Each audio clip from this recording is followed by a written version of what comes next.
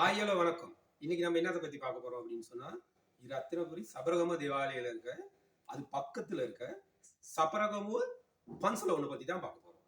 சரிங்களா? இந்த இந்த பன்சல் எப்படி துவங்குனுச்சு, இது ஆரம்ப காலகட்டம் என்ன அப்படின்ற ஒரு வீடியோ தான் இதை நான் காட்ட போறோம். சரிங்களா? வாங்க இப்போ உங்களுக்கு எல்லாத்த இடத்தையும் சுத்தி காட்ட போறேன். வாங்க நம்ம வீடியோக்குள்ள போகலாம். ஒவ்வொரு இடத்துல ஒவ்வொரு மாதிரி சித்திரங்க சூரோவியங்க வரைஞ்சிருக்காங்க. நீங்க இப்படி பார்த்தீங்கன்னு சொன்னா புத்தரோட வாழ்க்கை வரலாறை பற்றி ஒவ்வொரு இடத்துலையும் ஒவ்வொரு வித்தியாசமான கதைகள் இருக்கு.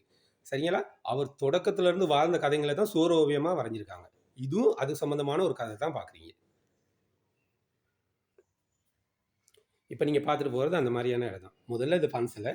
இது இந்த பன்சலையோட ஆமந்தூர் மாதிரி இருக்க இடம். சரிங்களா? இதை தான் இப்போ நான் காட்டியிருக்கேன். வாங்க இன்னும் உள்ளுக்கு போயிட்டு நிறைய வீடியோ இருக்குது, நம்ம பார்க்கலாம்.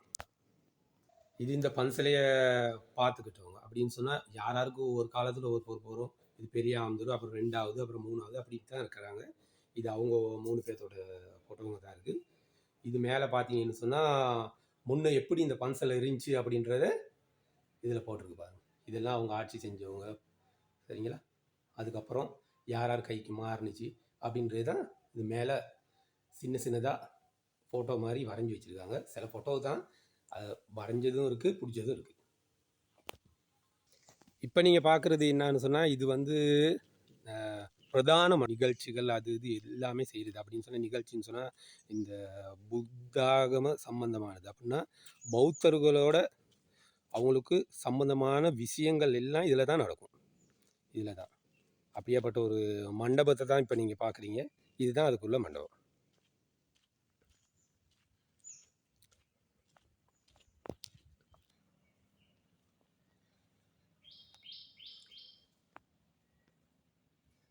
இதுதான் ஒரு மண்டபங்க. இப்போ நீங்கள் அதை தான் பார்க்குறீங்க. இப்போ நம்ம உள்ளுக்கு போகிறோம். இந்த பன்சல் உள்ளுக்கு புத்தர் வீட்டு அவர் வாழ்ந்ததுங்கெல்லாம் பற்றி ஒரு அதுக்கு முன்னாடி அவர் சேனலை சப்ஸ்கிரைப் பண்ணுங்கள், லைக் பண்ணுங்கள். முடிஞ்ச வரைக்கும் நான் போடுற வீடியோ உங்களை பாருங்கள். சரிங்களா? வாங்க இப்போ நம்ம உள்ளுக்கு போகலாம். இது தான் சாமி அறைக்கு போயிருக்க முன் வாசல். இப்போ நீங்கள் பார்த்துக்கிட்டு வரீங்க. வாங்க உள்ளுக்கு என்ன போட்டிருக்குன்னு போய் பார்க்கலாம். இதுக்கு முன்னே வீடியோவிலையும் நான் காட்டியிருப்பேன், இந்த மாதிரி ஒரு விளக்கு இருக்குது அப்படின்னு ஒவ்வொரு பன்சலையிலையும். சரிங்களா? அந்த மாதிரி ஒரு விளக்கு தான் இது. பிரதான நாளுங்களில் எரியும். சில பேர் அவங்கவுங்க நேர்த்தி அது இது வச்சுருந்தா மீனை பற்ற வைப்பாங்க. இதுதான் அவங்க இந்த பன்சலையோடு இருக்க சைத்தியம். ஒவ்வொரு பன்சலைக்கு ஒவ்வொரு செஞ்சு வைப்பாங்க. அப்படியாப்பட்ட ஒரு இடத்த தான் நீங்கள் பார்க்குறீங்க. இதுதான் சைத்தியம்னு சொல்லுவாங்க. இது பௌத்தர்களோட நிறைய எல்லா பன்சலைகளிலும் இது இருக்கும். இந்த பாருங்கள், நீங்கள் பார்த்துக்கிட்டு இருக்க இடம் தான் இது. இப்படியாப்பட்ட இடத்துல தான் இப்போ இந்த நம்ம இருக்கும். இது ரத்னபுர சப்ரகமு, ரத்தினபுரியில் இருக்கிற சப்பரகமோ பன்சல்னு சொல்லுவாங்க. அப்படியாப்பட்ட இடத்த தான் நாங்கள் இப்போ பார்த்துக்கிட்டு இருக்கோம். இது சின்ன புத்தரோட சிலை இருக்குது. எனக்கு விளக்கு பற்ற வைக்கிற இடம்.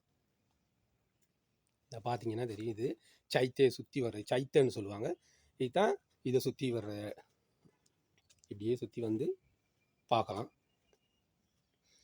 நிறைய இடங்கள் இந்த மாதிரி இருக்குது இலங்கையில். ஒவ்வொரு ஊர்லேயும் ஒவ்வொரு பன்சல் இருக்கும். ஆனால் ஒவ்வொன்றுக்கு மாதிரி இல்லை, வித்தியாசமாக ஒவ்வொரு இடத்துலையும் செஞ்சு வச்சுருப்பாங்க.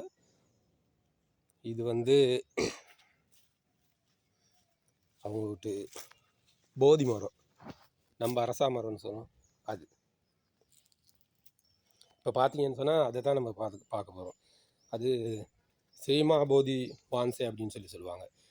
சங்கமித்த கொண்டு வந்த அரச மரத்துலேருந்து அதில் காய் முளைச்சி அந்த காயிலிருந்து விதையை உற்பத்தி பண்ணி அதுலேருந்து கொண்டு ஊண்ட வச்ச மரங்க தான் இலங்கையில் நிறைய இடத்துங்களில் இருக்குது. அதில் ஒரு மரம் தான் இதுவும். இப்போ நீங்கள் பார்த்துக்கிறது இந்த அரச மரம். இப்போ நீங்கள் பார்த்தீங்கன்னு சொன்னால் தெரியும். ஒவ்வொரு பன்சலைங்களுக்கும் ஒவ்வொரு மாதிரி வித்தியாசமாக செஞ்சு வச்சுருப்பாங்க அந்த போதி மரத்தை சுற்றி வர. இப்போ நீங்கள் அதை தான் பார்த்துக்கிறீங்க. இது சப்ரகமோ பன்சலைக்கு காண ஒரு மரம், அதை சுற்றி வர செஞ்சு வச்சுருக்காங்க. இப்படி இப்போ நீங்கள் பார்த்துக்கிறீங்க அதுதான்.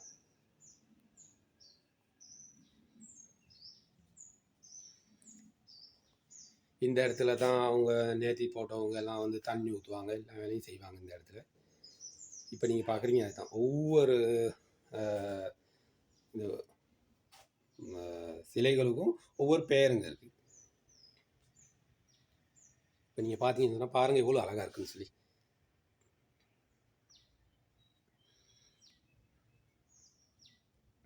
எல்லாம் செஞ்சு வச்சுருக்காங்க.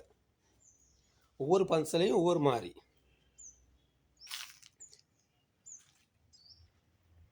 இப்போ நீங்கள் பார்த்தீங்கன்னு சொன்னால் இந்த இருக்குது இந்த மரம் தான். இலங்கையில் இருக்க ஒவ்வொரு பன்சலங்கள்லேயும் எல்லா பன்சலையிலையும் ஒவ்வொரு அரச மரம் இருக்கும். ஆனால் அந்த அரச மரத்துக்கு எல்லாம் தாய் மரம் அப்படின்னு சொன்னால் அது வந்து சங்கமித்தை கொண்டு வந்த அரச மரம் தான். அதுலேருந்து ஒரு வித்தில் வந்தது தான் இந்த ஒரு அரச மரம். இந்த பாரு,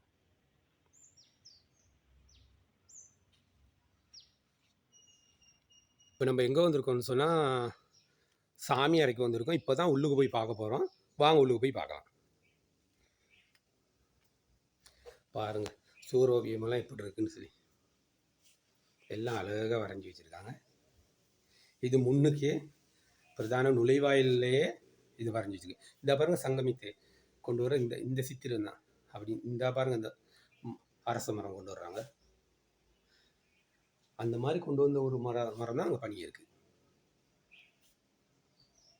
இந்த ஸ்ரீமாபோதிய வேடவீம அப்படின்னு சொன்னால் அந்த அரச மரத்தை கொண்டு வர்ற ஒரு சித்திரம் தான் இது. உள்ளே வந்துட்டோம் பாருங்கள் எப்படி இருக்குன்னு சொல்லி. அழகாக இருக்குது தானே. முதல்ல நம்ம ஒவ்வொரு பகுதியிலேருந்து நம்ம பார்த்துக்கிட்டு போக போகிறோம். இப்போ நம்ம பார்ப்போம் முன்னாடி இருந்து. இந்த பாருங்கள்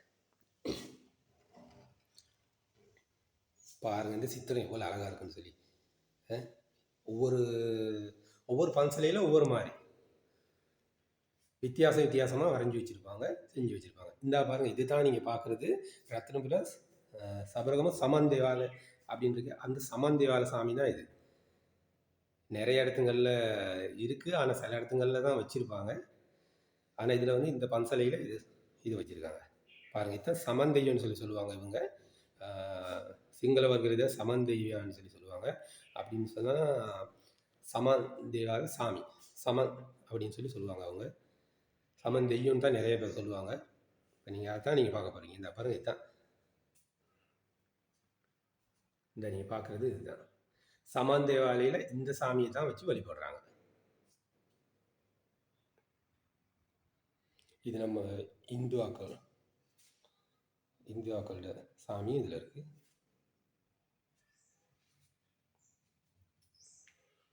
இதை பாருங்கள் நீங்கள் பார்த்துக்கிறதுக்கு ஒவ்வொரு சித்திரம்.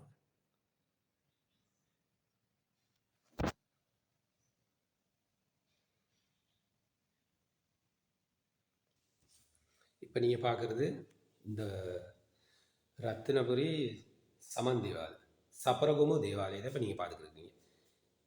இப்போ நான் இவ்வளோ நேரம் காட்டினது வந்து சாமி அறையில் வெளியில் ஒரு அறை ஒன்று இருக்குது துண்டா. அந்த அறையை தான் நீங்கள் இப்போ நீங்கள் பார்த்துக்கிட்டு இருக்கிறீங்க. சரிங்களா. உள்ளே நம்ம போகல. ஒரு பக்கத்தில் உள்ள சித்திரத்தை நீங்கள் பார்த்துட்டீங்க. இந்த பாருங்கள் இப்போ இதெல்லாம் வந்து சிலைகளாக செஞ்சு வச்சுருக்காங்க. முனிவர்மார்களும் இருக்கிறாங்க. அது எப்படின்னா என்னன்னா தெரியாது எனக்கு. தெரிஞ்சவங்களும் உங்களுக்கு நான் சொல்கிறேன்.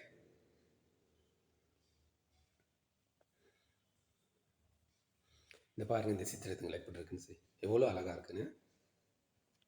ஒவ்வொரு சித்திரமும் ஒவ்வொரு முறையில் வரைஞ்சி வச்சுருக்காங்க.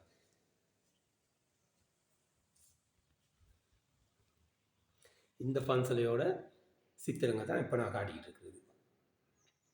புத்தரோட வரலாறு தான் நிறைய சொல்லி வச்சுருக்காங்க. இப்போ நீங்கள் பார்த்துக்கிட்டு இருக்குது அந்த மாதிரி சித்திரங்க தான் இப்போ நீங்கள் நிறைய பார்த்துக்கிட்டு இருக்கீங்க.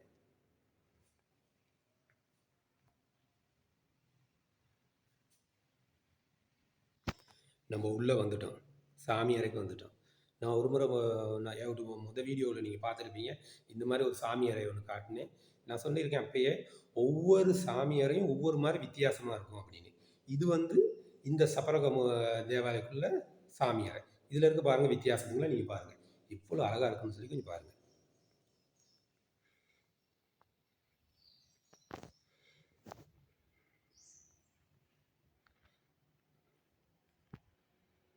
இப்போ நீங்கள் பார்க்குறது பாருங்கள் இவ்வளோ அழகாக இருக்கும். அவங்க எப்படி வழிபடுறாங்க, அவங்களோட வழிபடுற நடைமுறை அது இதெல்லாம் ஒவ்வொரு மாதிரி வித்தியாசமாக இருக்கும். ஆனால் எல்லா இடத்துலையும் வாங்க. அதனால தான் நீங்கள் இப்போ பார்த்துக்குறீங்க.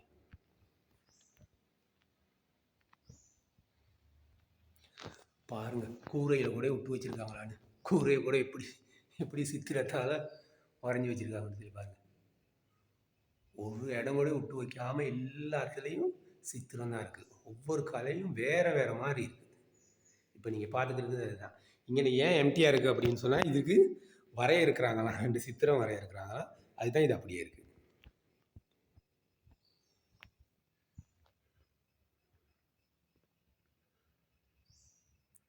இப்போ நீங்கள் பார்த்துக்கிட்டு இருக்கிறது ரத்தினபுரி சமான் தேவாலயக்கு பக்கத்தில் இருக்கிற சபரகமு தேவாலயம்.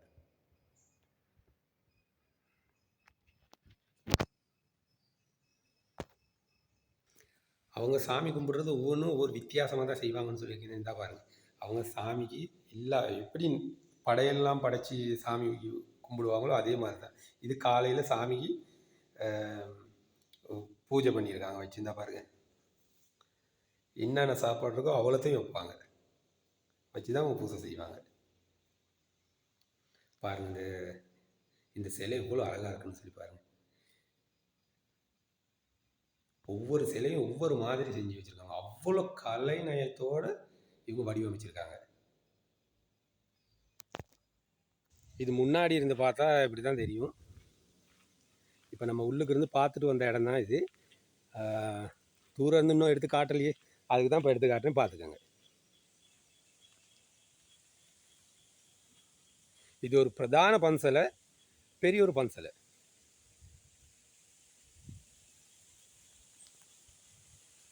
இன்னொரு சாமியாரை ஒன்று இருக்குது. இந்த சாமியாரை மேத்தட்டில் தான் போய் பார்க்கறதுக்கு. இப்போ நம்ம அதை தான் போய் பார்க்க போகிறோம். வாங்க மேலே போய் பார்க்கலாம்.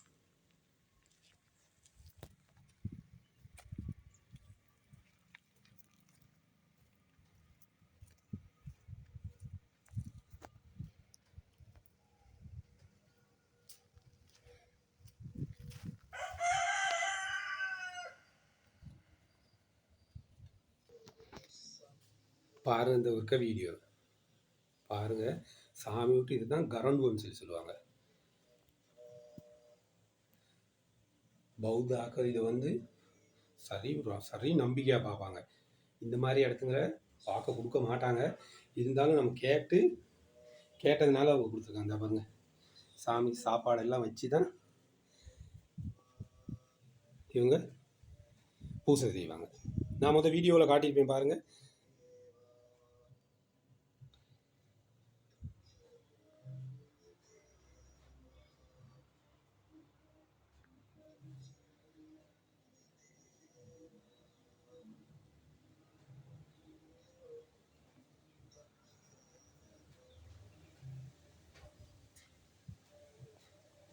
கேட்டதுனால கொஞ்சம் நேரம் வீடியோ பண்ண கொடுத்தாங்க. வீடியோ கொடுத்ததுக்கே பெரிய ஒரு நன்றி. நீங்களா இந்த பாருங்கள், இப்போ நான் அந்த மேத்தட்டில் தான் இருக்கேன். பாருங்கள், இதை சுற்றி எவ்வளோ அழகாக இருக்குன்னு சொல்லி இந்த பசலை சுற்றி தான்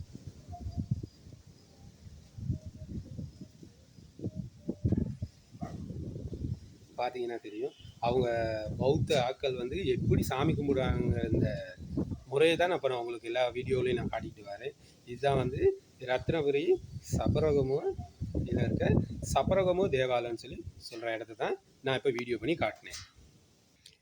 என்ன ஃப்ரெண்ட்ஸ், இன்றைக்கி வீடியோவில் தான் உங்களுக்கு இந்த வீடியோ பிடிச்சிருக்குன்னு நினைக்கிறேன். மறக்காமல் சப்ஸ்கிரைப் பண்ணுங்கள், லைக் பண்ணுங்கள். முடிஞ்சால் அவுட்டு போடுற வீடியோ எல்லாத்தையும் பாருங்கள். நீங்கள் பெல் பட்டனை கிளிக் பண்ணால் தான் அவுட்டு போடுற ஒவ்வொரு வீடியோவும் வரும் உங்களுக்கு. சரிங்களா? அதனால் மறந்துடாமல் சப்ஸ்கிரைப் பண்ணுங்கள். பாய்.